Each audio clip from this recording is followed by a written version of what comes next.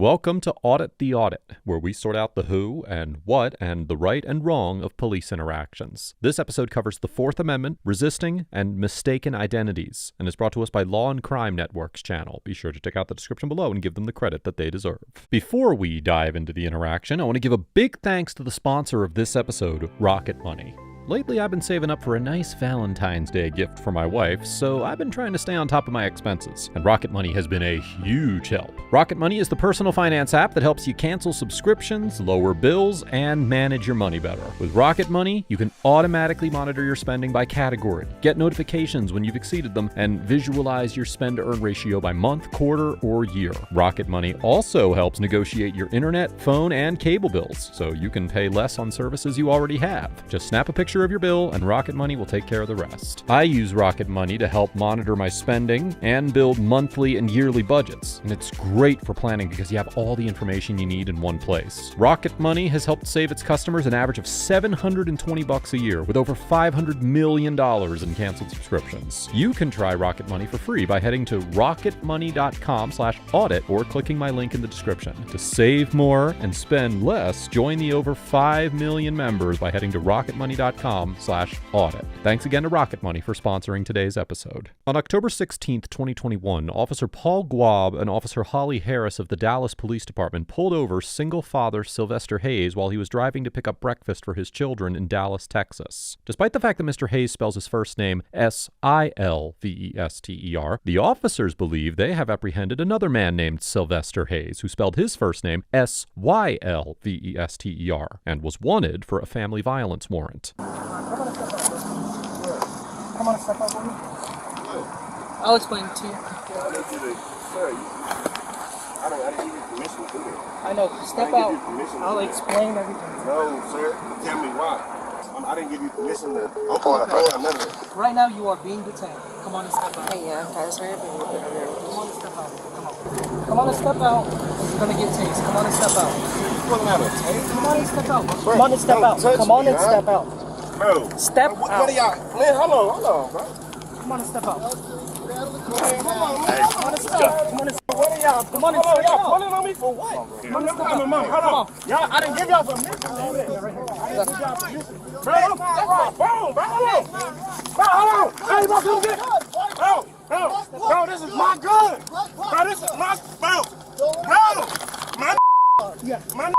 Officer Guab reaches inside the driver's side window, unlocks and opens the door, and orders Mr. Hayes to step out of the vehicle because he is being detained. When Mr. Hayes refuses to step out, the officers begin to pull on him, and Mr. Hayes remains seated in the vehicle. The Fifth Circuit Court of Appeals, which has jurisdiction over Texas, has repeatedly held that the Fourth Amendment is implicated when a law enforcement officer reaches into a vehicle's interior space. For example, in the 1993 case of U.S. v. Riles, the Fifth Circuit concluded that a state trooper intruded inside a space that, under most circumstances, is protected by a legitimate expectation of privacy when he opened an individual's car door and stuck his head inside without a search warrant. More recently, the same court stated in the 2007 case of U.S. v. Meredith that, quote, opening a vehicle's door or piercing the interior airspace constitutes a search, and reasonable suspicion must exist prior to a search. Accordingly, a court would almost certainly determine that Officer Guab conducted a so-called search of Mr. Hayes' vehicle for purposes of the Fourth Amendment by reaching inside.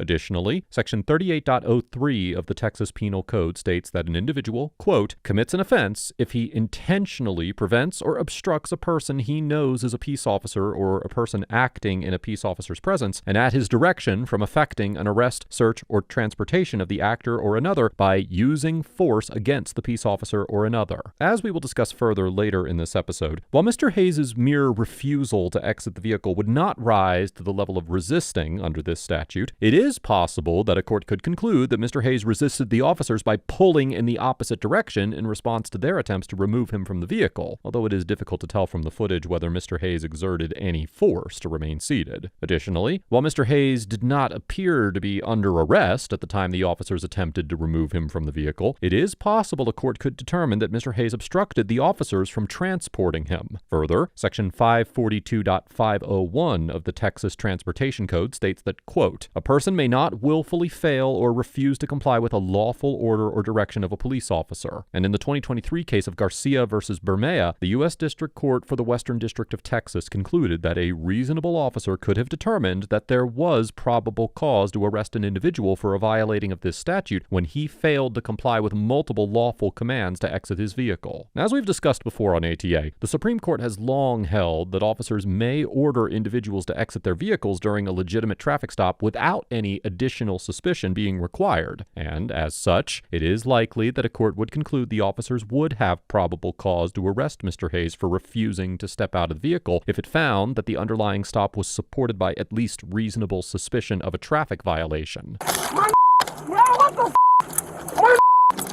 am I being detained for, man? Stop. What am I being detained for? If you let us tell you, we'll tell you. Shut up. Right now. What am I being detained for, man? Help! Help! Help! Help! Help! They hurting me! They hurting me!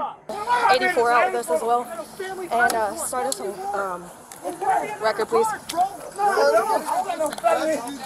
don't know, felony. Get in the car. You're getting this because you're acting this way. This is 100%, and I'm not your. I know. Yes, ma'am. Because you're acting stupid. Y'all don't even understand. Y'all in big trouble. Go for it. I don't care. Y'all in big trouble. You are under arrest. After Mr. Hayes struggles against the officers' efforts to place him in the back seat of the vehicle, the officers put him in leg restraints and inform him that he is under arrest. Although it is unclear whether Mr. Hayes was under arrest when the officers originally attempted to place him in the police cruiser, his actions may have been sufficient to support a conviction for resisting under Section 38.03 of the Penal Code, which, as we discussed earlier in this episode, criminalizes intentionally preventing or obstructing a peace officer from, quote, "effecting an arrest, search, or transportation of the actor or another by using force against the peace officer or another." In the 2014 case of Dobbs versus State, the Court of Criminal Appeals of Texas defined the phrase "by using force against a peace officer or another" as, quote, "violence or physical aggression or an immediate threat thereof in the direction of and or into contact with or in opposition or hostility to a peace officer or another." Applying this definition in the 2016 case of Finley versus State, the same court affirmed a conviction for resisting against an individual who clenched up and pulled his arms away from arresting officers, ruling that this limited use of so-called force was sufficient to sustain a conviction. Accordingly, it is probable that a court would conclude that Mr. Hayes' actions in struggling against the officers' attempts to put him in the police cruiser constituted resisting. Likewise, it is important to note that whether a transportation or arrest is unlawful is irrelevant in determining whether an individual resisted under Texas law, as the resisting statute specifically states that, now quoting, "it is no defense to prosecution under this section that the arrest or search was unlawful." Although the statute only mentions the lawfulness of an arrest or search, courts have also applied this clause to resisting transportation charges. For instance, in the 2008 case of Clement versus State, the Second District Court of Appeals of Texas affirmed a resisting conviction where the jury instructions stated that, quote, "our law provides that a person commits the offense of resisting arrest if she intentionally prevents or obstructs a person she knows is a peace officer from effecting arrest or transport of such person or another person by using force against the peace officer. It is no defense that the arrest or transportation was unlawful." As such, even if a court determined that the transportation or arrest of Mr. Hayes was illegal, he could still be convicted for resisting. However, it should also be recognized that Section 9.31 of the Texas Penal Code states that, quote, "the use of force to resist an arrest or search is justified if, before the actor offers any resistance, the peace officer uses or attempts to use greater force than necessary to make the arrest or search, and when and to the degree the actor reasonably believes the force is immediately necessary to protect himself against the peace officer's use or attempted use of greater force than necessary." Therefore, Mr. Hayes could potentially defend himself against a resisting charge by arguing that the officers were using greater force than necessary to arrest him. All right, let's get him up. All right. Leg restraints are off. Ready? 1, 2, 3, up. Y'all are in big trouble, man. Y'all are in big. I can't even get up, man. My fucking get Damn, man. Do you see how they doing me? More, bro. Do you see how they? Ah. Scoot back. Scoot back.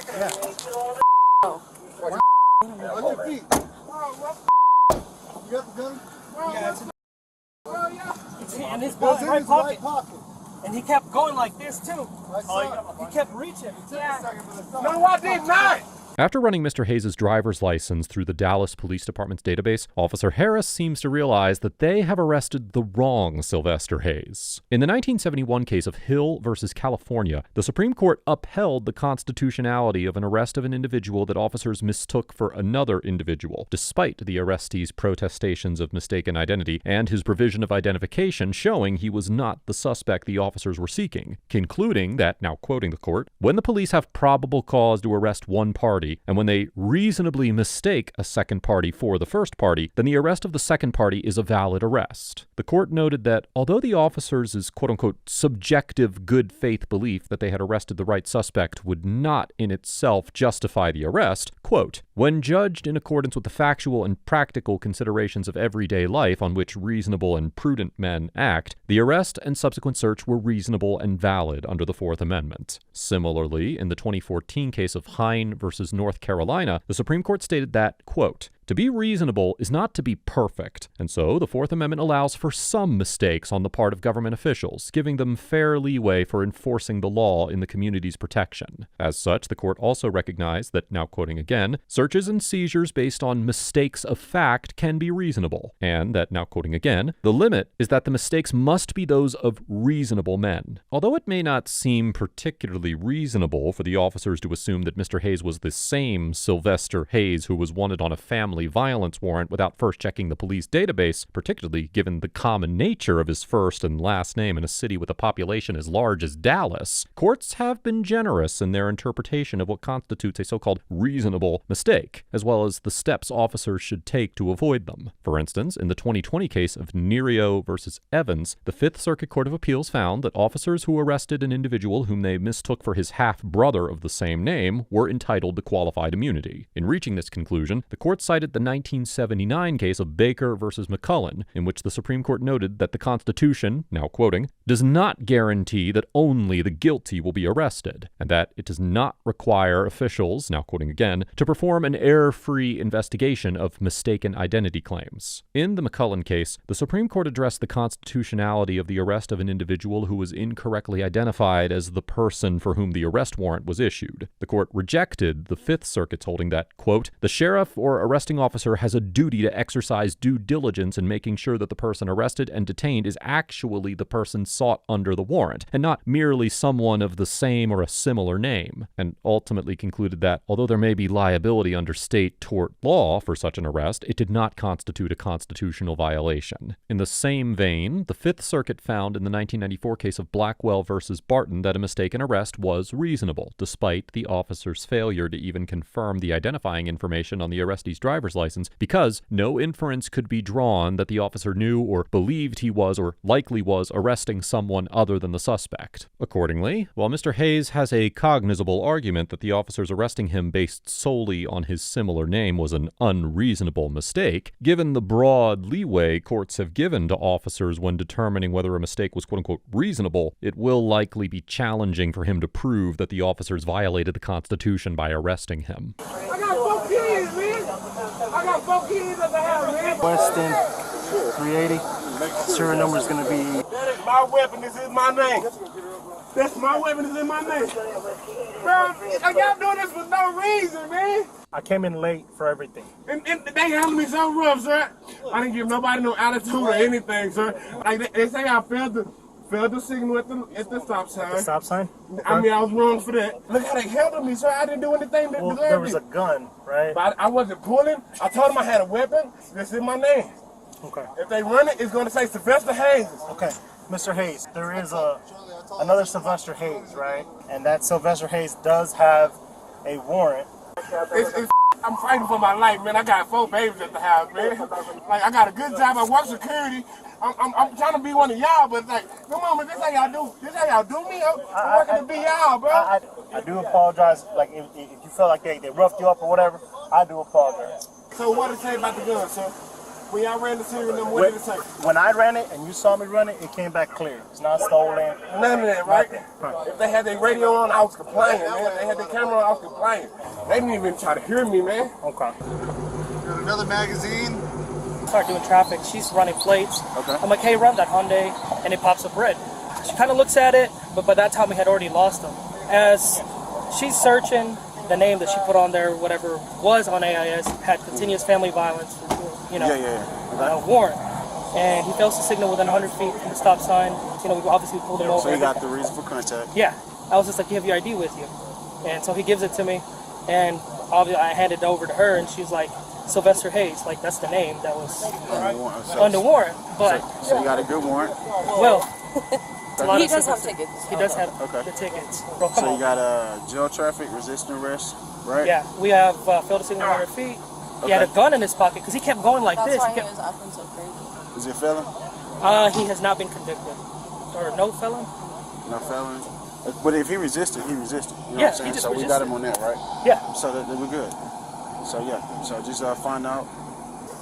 The Lester ended up being like the third or something like that. But as soon as I saw the Lester Hayes, I was like, okay, let's get him out while we investigate this. After realizing that they had arrested the wrong Sylvester Hayes, the officers continued in their arrest of Mr. Hayes, and he was charged with resisting arrest and unlawful carrying of weapons, despite the officers' determination that his firearm was legal. On December 9th, 2022, approximately 14 months after the arrest, the prosecution dismissed both charges against Mr. Hayes. On October 16th, 2023, Mr. Hayes filed a lawsuit against the city of Dallas and all of the officers involved with the stop and arrest, alleging constitutional violations, including excessive force and false arrest. In the complaint, Mr. Hayes stated that he was held in jail for multiple days due to his arrest, which led to him losing his job as a security guard. Mr. Hayes also alleged that his termination from his job started a, now quoting, downward spiral that would continue to wreak havoc on his life for the next 14 months, as the pending criminal charges against him made him unemployable as a security guard. As a result, the complaint states that Mr. Hayes lost his home and was unable to provide for his 4 young children. As of the date of writing this episode, the lawsuit is still pending. Overall, the Dallas officers get an F for arresting Mr. Hayes without even checking if he was actually the suspect they were looking for, using unnecessary and demeaning force in executing the arrest, and pursuing firearm charges against Mr. Hayes despite determining that his firearm was legal. Although it is possible, or even likely, that a court would determine that the arrest of Mr. Hayes was constitutionally reasonable, it certainly was not quote-unquote reasonable under the ordinary meaning of the word, as the officers failed to determine that they had the right Sylvester Hayes in a city of over 1 million people before taking action. Since Mr. Hayes was complying with the traffic stop and voluntarily provided his driver's license, there was no reason that the officers could not confirm that Mr. Hayes was actually the suspect they were looking for before attempting to detain or arrest him.